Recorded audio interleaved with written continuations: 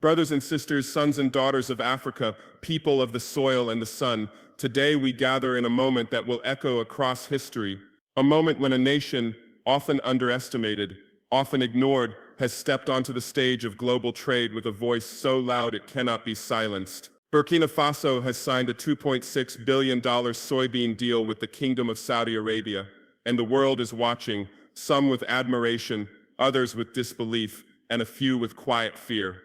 They told us that we, the children of Africa, could only be consumers of the world's goods, never the suppliers. They told us that we were too poor, too disorganized, too dependent on aid to shape the tides of global commerce. They told us that we must wait for charity, for loans tied with chains, for so-called partnerships that left us weaker than before. But this moment tells a different story. This moment says Africa is rising. Not with empty slogans, but with tangible deals that shift wealth, power, and dignity back into African hands. Soybeans, to some it is just a crop, a humble seed, small in the palm, but mighty in its potential.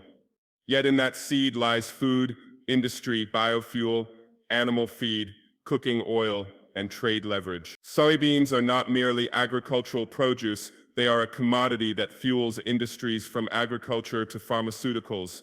For years, much of the soybean market was dominated by giants like the United States, Brazil, and Argentina. Now a landlocked African nation has stepped forward to claim its place among them. What does this deal mean? It means $2.6 billion worth of produce flowing from African soil to one of the wealthiest nations on earth. It means our farmers will not be left to pray for buyers while their crops rot. It means warehouses, silos, processing plants, and transport networks will be built and expanded. It means jobs, not temporary jobs born of charity, but lasting jobs born of trade. It means foreign reserves will grow, debts can be repaid without begging, and the currency can breathe without constant devaluation. But let us be clear, this is more than economics. This is a statement of intent. For decades, African trade has been a mirror of colonial history, raw materials leaving our shores cheaply, processed goods returning at 10 times the price, and the profit flowing into foreign pockets. This deal is different. It is not a gift. It is not a loan. It is not a development project that drains us. It is a commercial agreement where African land, African labor, and African enterprise bring value to the table, and the world pays for it. And why does this shock the world? Because for too long, they have grown comfortable with the idea that Africa will only export cocoa without making chocolate, gold without minting coins, oil without refining fuel, and cotton without making clothes. But now we are not just exporting, we are negotiating from strength. We are saying to the world, our produce is worth your best price, your best terms, your respect. This deal forces a question into the minds of policymakers across Europe, America, and Asia. If Burkina Faso can command $2.6 billion for soybeans, what can Nigeria command for its palm oil? What can Ghana command for its cocoa? What can Ethiopia command for its coffee? What can Africa, united in trade and self-belief, command for its vast wealth? It also forces a truth upon our own people: we are capable. For too long, some among us have believed the lie that only foreign companies can organize large-scale production, that without their expertise, our agriculture will remain small and subsistence-based. But look now, we are proving that we can plant, harvest, store, transport, and export on a scale worthy of the world market. Let no one think this came easily. Such deals are not born overnight. They are built upon years of preparation, surveying land, training farmers, improving seeds, building roads, negotiating logistics, ensuring quality standards. This is the fruit of hard work, not the windfall of luck. And it is the beginning, not the end. There will be those who try to undermine this achievement. They will whisper that Africa is selling its land to foreigners. They will sow doubts that the money will reach the people. They will predict that corruption will swallow the profits before they change lives. These voices are not always wrong to be cautious, for history has taught us to be vigilant, but let us not confuse vigilance with self-sabotage. The answer to doubt is not to stand still, but to move forward with accountability. The answer to mistrust is not to refuse deals, but to ensure the deals are transparent, fair, and beneficial to the people. We must guard this success like a seed in the dry season, For a seed left untended will die, but a seed nurtured will grow into a forest. We must make sure the $2.6 billion does not vanish into the pockets of the few, but waters the fields of the many. We must build silos so that in times of surplus, we can store for times of scarcity. We must invest in processing so that one day we are not only exporting raw soybeans, but also soybean oil, soy protein, animal feed, and other value-added products. The more we process at home, the more jobs we create, the more value we retain, the more independence we secure. And let us not overlook the strategic dimension of this deal. Saudi Arabia is not just any buyer, it is a nation with vast financial resources, heavy demand for agricultural imports, and a footprint in global energy and trade. By becoming a supplier to such a market, Burkina Faso, and by extension Africa, gains a foothold in negotiations that go beyond agriculture. It opens doors for energy cooperation, infrastructure investment, and technological exchange. It signals to other nations we are ready for business on our terms. Yet we must be wise. We must never trade away sovereignty for short-term profit. We must never let the glitter of billions blind us to the long-term need for food security. As we export soybeans, we must ensure that our own people are fed, that our own industries have supply, and that we do not become dependent on one buyer. Diversification is not just an economic strategy, it is a survival necessity. This deal is a thunderclap in the silence of Africa's marginalization. But thunder alone is not enough. Rain must follow. The rain must be investment in rural communities, training for young farmers, affordable credit for cooperatives, irrigation systems to break free from the tyranny of erratic rains. The rain must be education that teaches our children not only how to farm, but how to manage agribusiness, how to negotiate contracts, how to protect their intellectual property. Let this be the beginning of an African agricultural renaissance. If soybeans can bring billions, what can cashew nuts bring? What can sesame seeds bring? What can millet, sorghum, shea butter, and hibiscus bring? Our land is not cursed, as some once claimed. It is blessed beyond measure. It is not barren, it is brimming with untapped wealth. The curse has never been the land, it has been the chains on our thinking. Today those chains rattle. Tomorrow they can break entirely, but only if we remember that this is not a victory for one leader, one government, or one investor. It is a victory for every farmer who wakes before dawn to till the soil. It is a victory for every truck driver who carries the harvest. It is a victory for every port worker, every accountant, every agricultural scientist. It is a victory for the African will to stand tall. There will be resistance. There always is when Africa steps out of the role assigned to her by history's colonizers. There will be attempts to destabilize, to discredit, to derail, but we must be ready. We must protect our trade routes, guard our contracts, strengthen our laws, and support our farmers. This is not merely an economic move, it is an act of sovereignty. Let the world be shocked, let them stare in disbelief. Let them question how a landlocked African country can command such wealth from the soil. While they are busy asking how, we will be busy planting more, building more, selling more, and reclaiming more of our destiny. The $2.6 billion soybean deal is not the end of the story. It is the first chapter in a new book, a book where African nations are not pawns in the global economy, but players with their own strategies. A book where we set the terms, where we define the value of our goods, where we decide who we trade with and under what conditions. A book where our children grow up not dreaming of escape to foreign lands, but building futures in their own. Let us write that book together. Let us protect the seeds of this success, water them with hard work, and shield them from the weeds of corruption and complacency.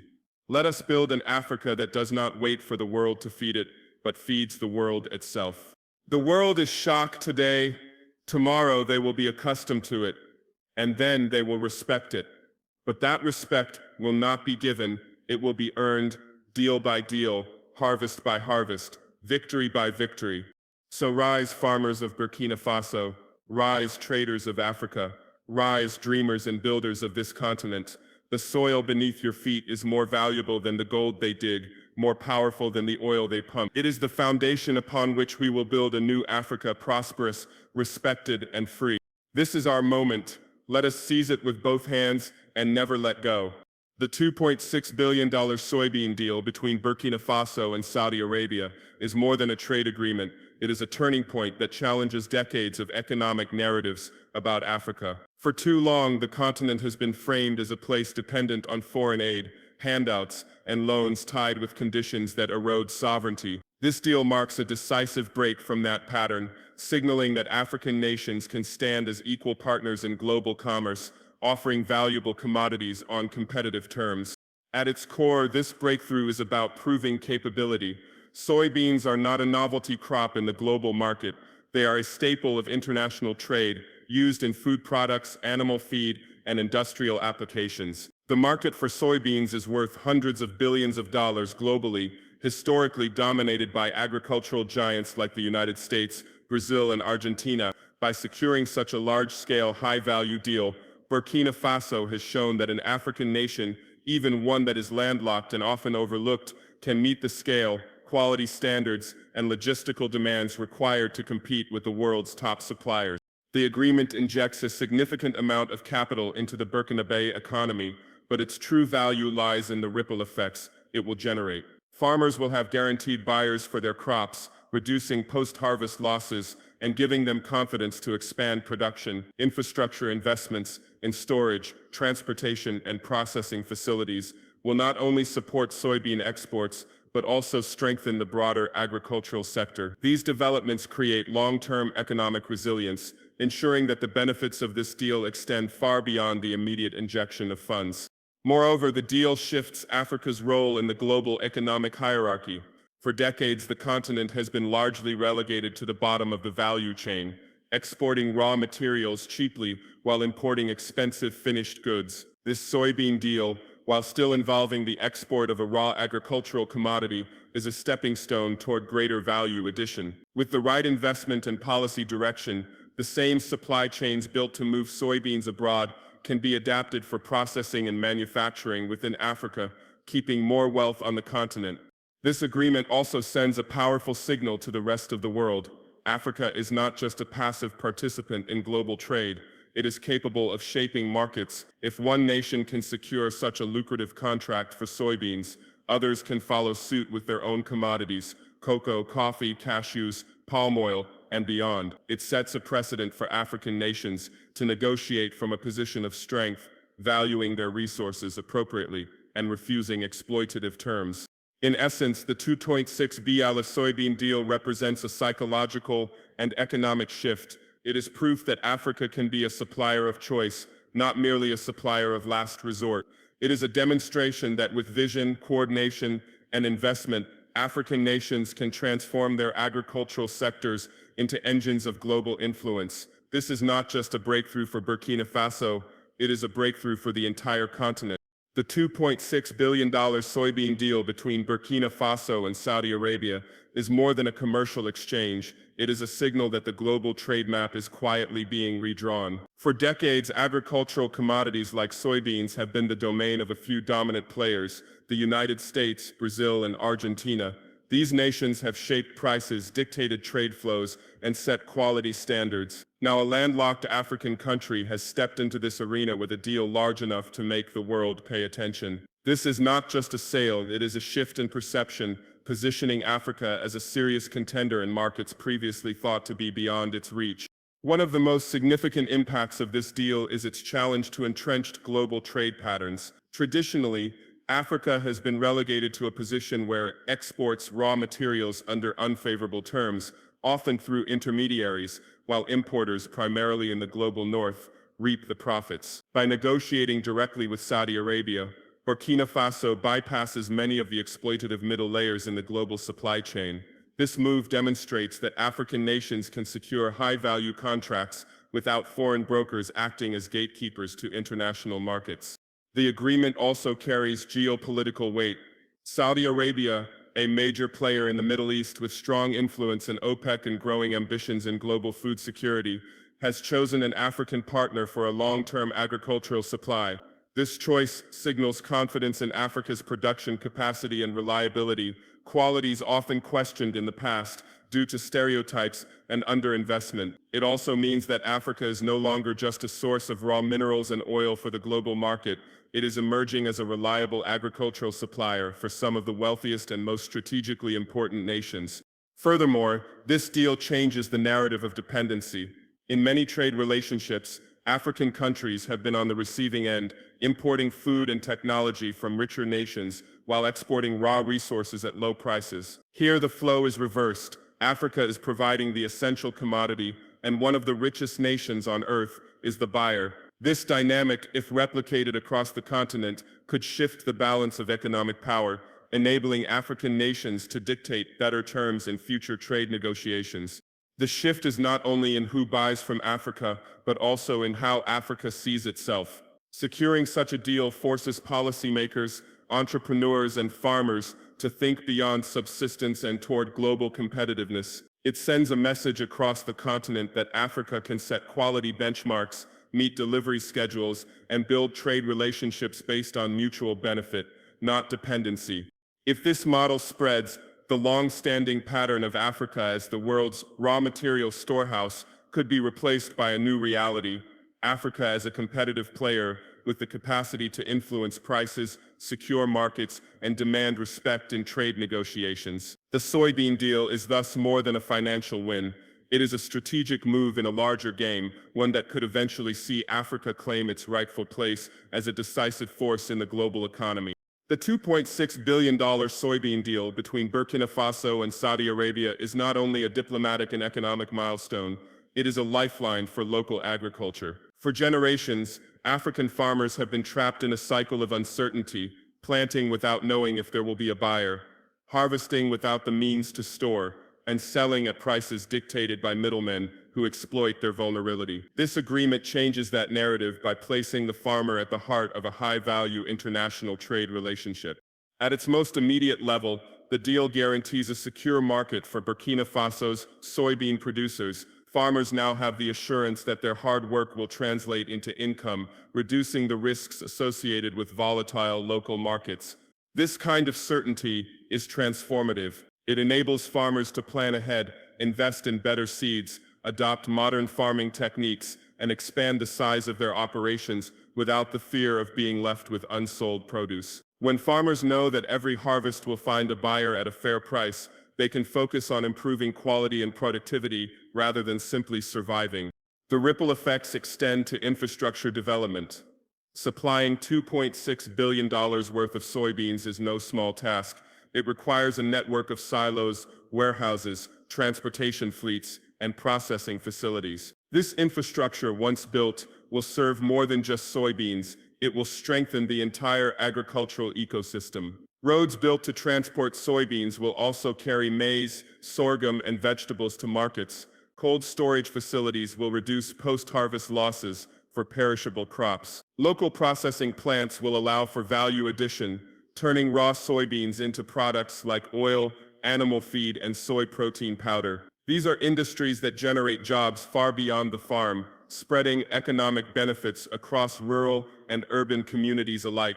Perhaps most importantly, the deal creates a shift in mindset. For too long, agriculture in Africa has been treated as a subsistence activity, something rural families do to feed themselves with little expectation of wealth creation. This agreement reframes farming as a serious business, capable of producing international-grade commodities and generating billions in revenue. Young people, who often see farming as an unattractive last resort, may now view it as a viable career path with opportunities for entrepreneurship, innovation, and export-oriented growth. The empowerment also extends to farmer cooperatives and associations. With increased demand for soybeans, these groups will have stronger bargaining power when negotiating prices for inputs like fertilizer and equipment. They can pool resources to invest in mechanization, irrigation systems, and quality control measures, further improving efficiency and profitability. The shift from isolated smallholder farming to organized, market-driven agriculture can elevate incomes and improve livelihoods on a scale previously thought impossible. Ultimately, this soybean deal plants more than seeds in the soil. It plants seeds of independence, ambition, and pride in African agriculture. It demonstrates that our land and our labor are capable of producing world-class commodities, and that local farmers are not just the backbone of food security, but also key players in Africa's integration into the global economy. The $2.6 billion soybean deal between Burkina Faso and Saudi Arabia is a milestone, but it is also a reminder that economic success must be paired with vigilance. History has shown Africa that not every lucrative contract leads to genuine progress. The difference between prosperity and dependency often lies in how a nation protects its sovereignty while engaging in global trade. This deal must be approached with strategic caution to ensure that it strengthens independence rather than undermines it. One of the first considerations is food security. While exporting soybeans brings in significant revenue, a nation must never prioritize foreign markets over feeding its own people. If too much of the harvest is diverted abroad, domestic consumers may face shortages or rising prices. To avoid this, policies must ensure that local demand is met first, with surplus production feeding export markets. Sovereignty begins with the ability to feed one's own population. No trade agreement should erode that foundation. Another area requiring caution is over-reliance on a single buyer. Saudi Arabia may be a valuable partner, but economic dependence on one nation creates vulnerability.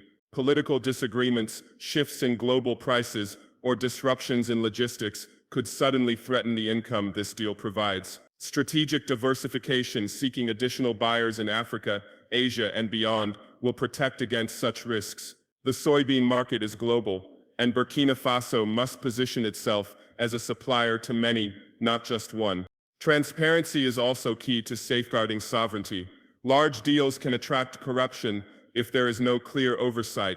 Every stage of this agreement, from production to shipping to payment, should be monitored, audited, and reported to the public. Citizens must see where the money goes and how it benefits them. Without transparency, the billions earned risk disappearing into private hands instead of building public wealth. Control over production is equally vital. Too often, African nations have seen foreign companies dominate the value chain, leasing large tracts of land, controlling processing facilities, and repatriating profits abroad. Sovereignty means ensuring that land remains in local hands, that farmers are the primary producers, and that local enterprises have a strong stake in processing and logistics. Foreign expertise and investment can play a role, but ultimate control must rest with the nation. Finally, strategic caution demands that short-term gains be invested in long-term strength. The revenue from this deal should not vanish into recurrent expenses, but should be channeled into building capacity, better seeds, modern equipment, irrigation systems, research centers, and agricultural training. These investments ensure that even if this specific deal ends one day, the nation's agricultural sector remains strong and self-sufficient. In essence, sovereignty and strategic caution mean refusing to let external partners dictate the terms of progress. It is about using the soybean deal as a tool for empowerment, not a chain of dependency. If managed wisely, this agreement can be a springboard toward broader economic independence, ensuring that the power to decide Africa's destiny remains firmly in African hands. The $2.6 billion soybean deal between Burkina Faso and Saudi Arabia is more than a national achievement. It is a story that resonates across the entire African continent. In a time when Africa is often portrayed through the lens of poverty, instability, and dependence, this agreement stands as a vivid reminder that the continent holds the power to shape its own destiny. It is a call to action, an example that other nations can follow, and a spark that can ignite a broader movement toward economic self-reliance and unity.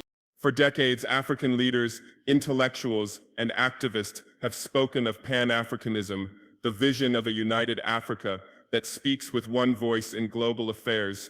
Yet unity has often been discussed in political terms, while economic collaboration lagged behind. This soybean deal changes the conversation. It shows that an African country can secure a large-scale, high-value trade agreement by leveraging its own agricultural potential and negotiating as an equal. If one nation can do it, others can too. And if multiple nations do it together, the bargaining power of Africa as a bloc will be unstoppable. The symbolism here is powerful. A landlocked West African nation, often marginalized in the global economic order, is now supplying a critical commodity to one of the wealthiest nations in the Middle East. This flips the script. It shows that Africa is not destined to be a perpetual customer of the world's goods. It can be a supplier that the world depends on. For Africans in every corner of the continent, this is a morale boost. It sends the message: we are capable, we are valuable, and we can compete at the highest level. The potential ripple effects are immense. Imagine if African countries coordinated their agricultural strategies, avoided undercutting each other in the global market, and shared infrastructure to lower costs. Imagine regional trade agreements that allow for easy movement of goods, skills, and investment across borders. Such collaboration could transform Africa into an agricultural powerhouse that not only feeds its own people, but also secures premium contracts around the globe. The deal also holds lessons for African youth. Across the continent, many young people view farming as a path of last resort, often associated with poverty and backbreaking labor. But this agreement reframes agriculture as a field of innovation, technology, and global opportunity. It shows that farming can be profitable, competitive, and respected. When young Africans see billions being generated from crops like soybeans, cocoa, coffee, and cashews, they are more likely to enter the sector with fresh ideas, tech-driven solutions, and entrepreneurial energy. Finally, this deal is a reminder that Africa's strength lies in its resources, both natural and human, and that these resources must be harnessed collectively. No single country can rewrite the global trade system alone, but together, African nations can demand fair prices, protect their industries, and set the terms of engagement. The soybean deal is not just a success for Burkina Faso. It is an invitation to the entire continent to believe in its potential, act on its strengths, and rise as one. If Africa takes this as a model, the world will not just be shocked once, it will be forced to adjust permanently to the reality of a united, confident, and economically powerful continent.